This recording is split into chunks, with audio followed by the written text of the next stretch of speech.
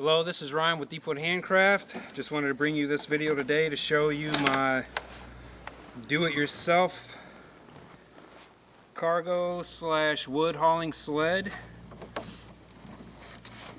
And what this is a very inexpensive concrete mixing tub from Lowe's. Nothing special, nothing fancy. I think I paid maybe $5 for this thing. Very lightweight plastic. And so all I've done here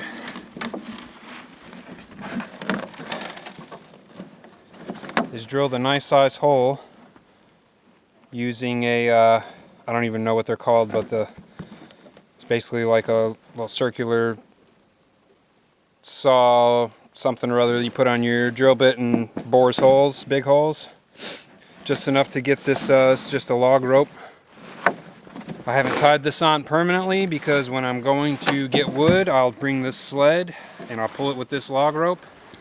And that way, if I need to use the rope for like pulling a tree out of a tree, which I had to do just the other night, negative 25 degrees in the dark, which was an extreme lesson learned.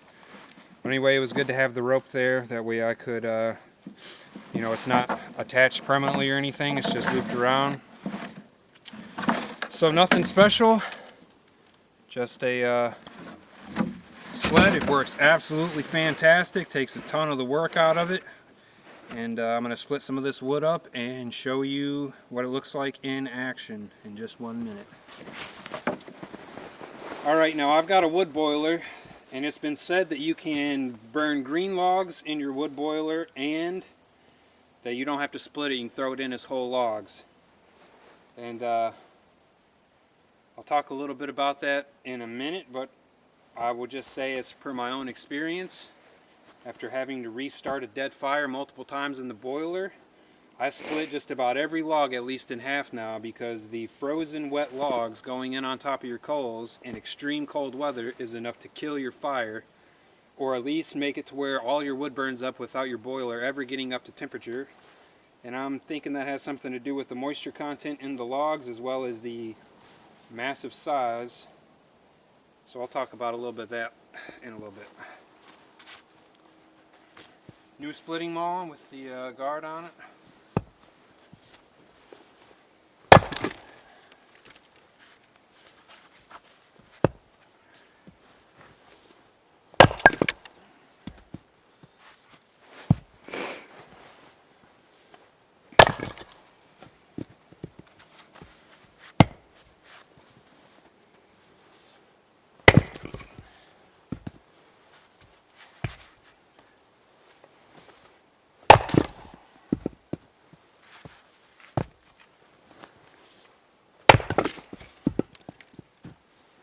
This one's a little long.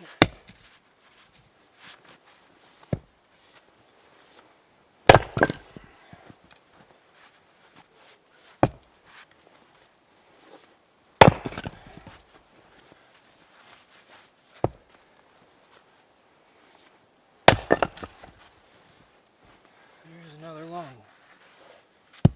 These I'll only split in half because they're so skinny. The fatter ones I'll split into quarters.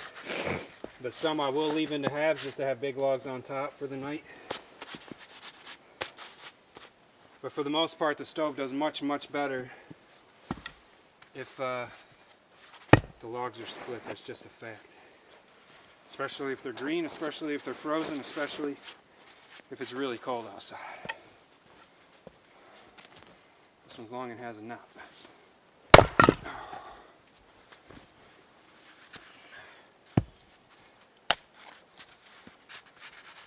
This one might be a little skinny to split. We'll split it anyway.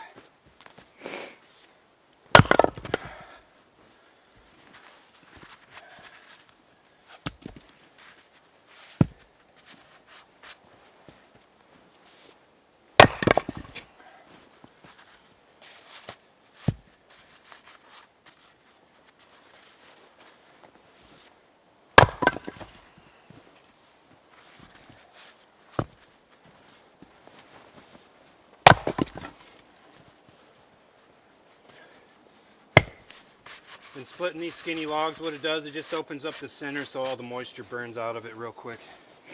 Keeps the fire going, keeps the stove hot. Don't lose any heat. Trying to warm the logs up to get them to burn. As long as it has a couple of nuts in it. See if that will split.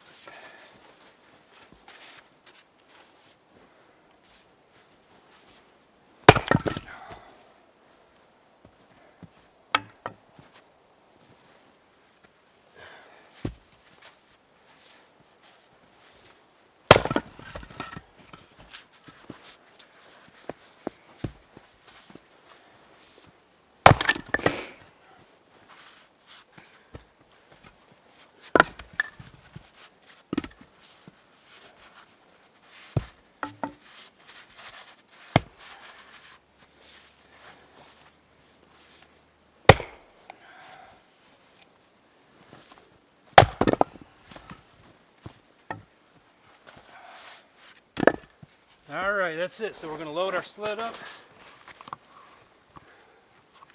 And that is about a full day's worth of wood that I just split right there. You can see it didn't take long. It was not a lot of work. It was a decent workout. 8-pound spilling maul makes short work of this green birch, that's for sure. Alright, so first it's best to have it pointed in the direction you're going to go. And the good thing is we're not too far from the house here. And I'll show you, see if we can see these trees. Okay.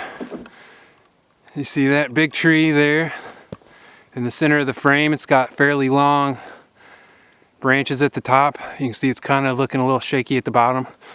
But if you notice, those trees all kind of have long spindly branches at the top. That's a healthy tree. Now you see that one, that's very scraggly and nasty. That thing will still put out leaves in the springtime and have leaves all summer, but that tree is dead waiting to happen. Now that's the kind of tree you're going to cut down with a saw. You're absolutely not going to hit that with an axe because all those dead branches in there are liable to put your head down into your stomach from above if you're not too careful. So fairly healthy tree. That tree's probably got a green streak of mold in it and a bunch of rot for sure.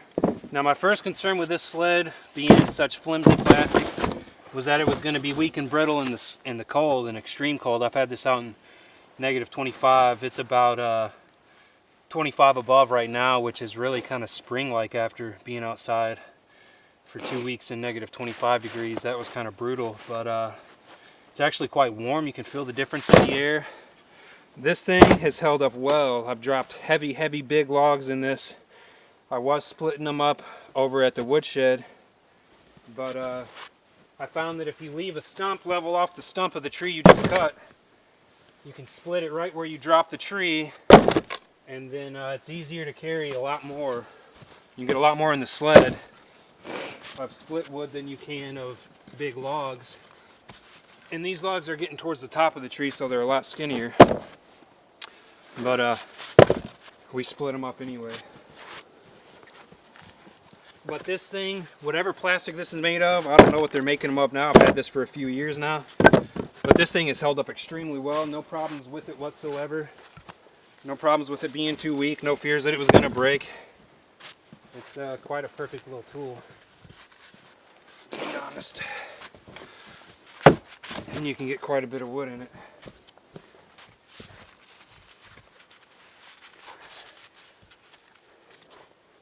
And if you drop 1 or 2 pieces out on the way, then that's not a tragedy of any kind. But for the most part, it carries pretty well.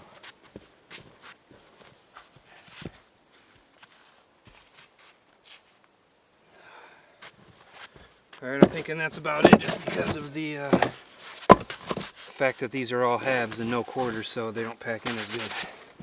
So we'll take a quick look at what it looks like to carry this thing. I'll pull it on your back anyway, and head on to the woodshed. Alright, so there's a couple of ways to pull this. One of the best ways to utilize your whole body is to put it across your back whatever is your strong side or whichever arm you want to pull with. Take your arm, go under. Now you've got a hold of it. You can lean on it. You've got it over your shoulder. You can let it go with your shoulder, or you can pull it with your arm. This rope is set up so that two people can pull this if we've really got it loaded.